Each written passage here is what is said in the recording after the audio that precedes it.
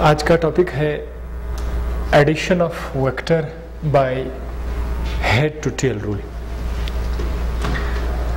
Vector को add करने का एक तरीका है, वो है हेड टू टेल रूल। यहाँ पर आपको अब ज़रा गौर से देखिए, हेड टू टेल मतलब जो है सवाल के अंदर ही सारा का सारा छुपा हुआ है जो आप लोग सीखना चाह रहे हैं। इसका मतलब ये है कि अगर आपके पास दो वेक्टर हैं, एक है वेक्टर ए और दूसरा है वेक्टर बी, ये पहला वेक्टर है, ये दूसरा वेक्टर है, ठीक है।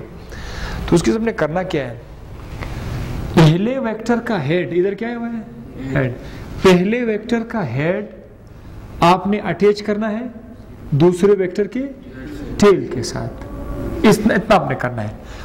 अगर कोई तीसरा वेक्टर भी होता तो फिर उसके लिए क्या करता था, फिर उसके लिए आप दूसरे वेक्टर के हेड को तीसरे वेक्टर के टेल के साथ आप मिला देते, ठीक है। तो मैं क्या करूंगा, अब इसको आपने, इसका जो पोजीशन है, डायरेक्शन, वो आपने चेंज नहीं करना है। ये जिस डायरेक्शन में है वैसे के वैसे आपने उठाना है, डायरेक्शन आपने चेंज नहीं करना है। सो ये रहा हमारे पास वेक्टर बी, डायरेक्शन तो चेंज नहीं किया ना। आप अपनी मर्जी इधर यूज नहीं कर सकते हैं कि आप वेक्टर बी को किसी भी डायरेक्शन में लिखिए, रॉन्ग। वेक्टर बी को उस तरह लिखना है जैसे कि अवेलेबल है। आपने करना क्या है, वेक्टर ए को आप उठाओ, वेक्टर ए का ये पहला वेक्टर है, इसका हेड इसके टेल के साथ अटैच, ये टेल है, ये हेड है। सो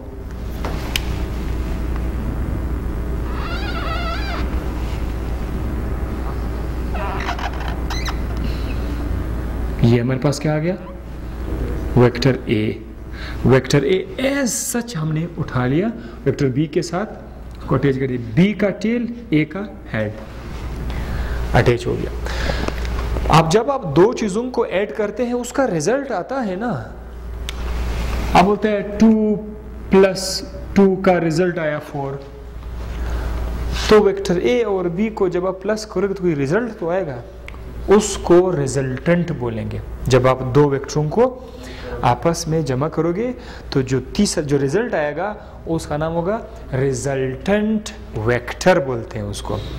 रिजल्टेंट वेक्टर का तरीका क्या है, एक लाइन आप ड्रॉ करेंगे, आखिरी वेक्टर के जाहिर है उसका हेड फारिग है, पहले वेक्टर का टेल फारिग है। रिजल्टेंट ड्रॉ करने के लिए आपने क्या करना, क्या है, इसके हेड को आपने मिलाना है आखिरी वेक्टर के टेल के साथ। ये जो आप लाइन हमारे पास आ गया है, दिस इज कॉल्ड आर, ये इसका रिजल्टेंट वेक्टर है। ये लाइन हमारे पास कैसे आया, ए और बी को जब हमने आपस में ऐड कर दिया तो उसे हमारे पास आर आ गया। आर एक महज एक लाइन नहीं है, आर खुद एक वेक्टर है, लेकिन इसका नाम क्या है, रिजल्टेंट वेक्टर। इसका डायरेक्शन भी इस सिमत में होगा, ठीक है, फ्रॉम हियर टू दिस, इसका डायरेक्शन होता है। रिजल्टेंट भी एक वेक्टर होता है। इसका मतलब ये है, रिजल्टेंट वेक्टर वो वेक्टर होता है जो बाकी ओरिजिनल वेक्टर्स को आपस में ऐड करने से जो आ गया, उस वेक्टर का नाम है रिजल्टेंट वेक्टर। ये नहीं है, कभी कभी आप दो वेक्टर्स को जो है किसी नंबर के साथ मल्टीप्लाई करते हैं, उधर भी आपको रिजल्ट आएगा रिजल्टेंट वेक्टर। तो ये रिजल्टेंट वेक्टर का डेफिनेशन है। अ सिंगल वेक्टर, जाहिर है दो वेक्टर से आपने सिंगल वेक्टर ही ले लिया, a single vector which has effect equal to sum of, sum का मतलब है जब आप सबको जमा करोगे आपस में, sum of all the vectors added together. जरूरी नहीं है कि दो वेक्टरों से आपको सिंगल वेक्टर मिल जाए, 4 वेक्टर को भी आप आपस में ऐड करो तो उससे भी आपको एक सिंगल वेक्टर ही मिलेगा। 10 वेक्टर्स को भी आप आपस में ऐड करोगे, सिंगल वेक्टर आखिर में मिलेगा। सारे केसेस में उसका नाम होगा रिजल्टेंट वेक्टर। अब इस टॉपिक को समझने के लिए, सब्ट्रैक्शन को समझने के लिए, पहले ये जरा सीखे कि नेगेटिव ऑफ वेक्टर है क्या चीज। Negative of vector A, negative of vector A का मतलब ये है कि अगर आपके पास कोई वेक्टर मौजूद है, नेगेटिव का मतलब ये है कि आप उसका डायरेक्शन रिवर्स कर दें तो ये हो जाएगा नेगेटिव ऑफ वेक्टर ए। ये है ए और ये है उसका नेगेटिव ऑफ वेक्टर ए। अब आपसे अगर मैं पूछूं कि हमारे पास एक वेक्टर है, ये है वेक्टर x, अच्छा समझ ऐसा नहीं करिए, वेक्टर x हमारे पास एक वेक्टर है, इसकी क्या पहचान है कि ये वेक्टर है? एरो ज़ाहिर हमने पढ़ा था कि वेक्टर को रिप्रेजेंट करने का एक तरीका है, ग्राफिकल मेथड है, ये लाइन है, स्ट्रेट लाइन है, ऊपर एरोहेड है। अगर हम आपसे जो है ये पूछे कि नेगेटिव वेक्टर ऑफ x कैसे बनाएंगे हम, शाबाश, रिवर्स कर दे उसका डायरेक्शन को तो ये हो जाएगा नेगेटिव ऑफ x। इसी तरह a कभी नेगेटिव बनाया जा सकता है, b कभी नेगेटिव बनाया जा सकता है। तो अब हम आ जाते हैं टॉपिक सब्ट्रैक्शन ऑफ वेक्टर की तरफ।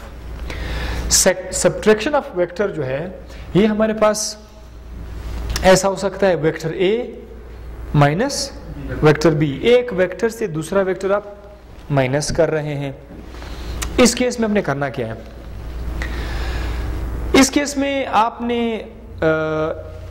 इस माइनस को आइडेंटिफाई करना है कि ये माइनस किस वेक्टर के सामने है। अगर माइनस b के सामने है तो फिर आपने b को नेगेटिव करना है। अगर ये माइनस a के सामने है तो फिर आपने a को नेगेटिव करना है। उसके बाद बिल्कुल ऐसे तरीके से उनको आपस में ऐड करना है जैसे आपने यहां पर ऐड किया था, ठीक है ना। तो सब्ट्रैक्शन बिल्कुल एडिशन की तरह है, थोड़ा सा फर्क ये है कि जो वेक्टर माइनस हो रहा है आप उसका डायरेक्शन चेंज करना है। आइए देखते हैं, पहले ये भी सीखे कि a माइनस बी का मतलब क्या है। सब्ट्रैक्ट b फ्रॉम a, इसका मतलब ये है। b माइनस a का मतलब क्या है? Subtract a from b। आइए, ये है वेक्टर a वेक्टर b, हमने करना क्या है? सबसे पहले किसको b बनाना है, माइनस b किसको बनाना है? a minus b। तो b को हम लोग क्या करेंगे? माइनस करेंगे। कैसे? ये आ जाएगा हमारे पास,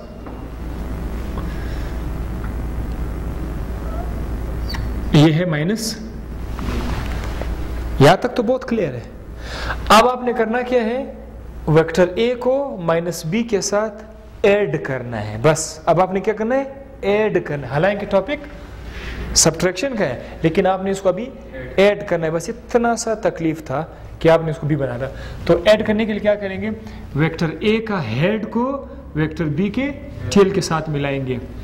अब ये आपका वेक्टर b है और क्या करेंगे? a इसके साथ मिलाएंगे। अच्छा, थोड़ा सा मैं चलो a को थोड़ा इस तरह लिख देते हैं ताकि आसानी हो हमारे लिए। ये रहा, ठीक है, ये हमारे पास वेक्टर a है। तो a का हेड इसके टेल के साथ हम लोग मिलाएंगे। ये आ गया, ये वेक्टर a है और ये माइनस b है। इनका रिजल्ट भी आएगा, दो वेक्टरों को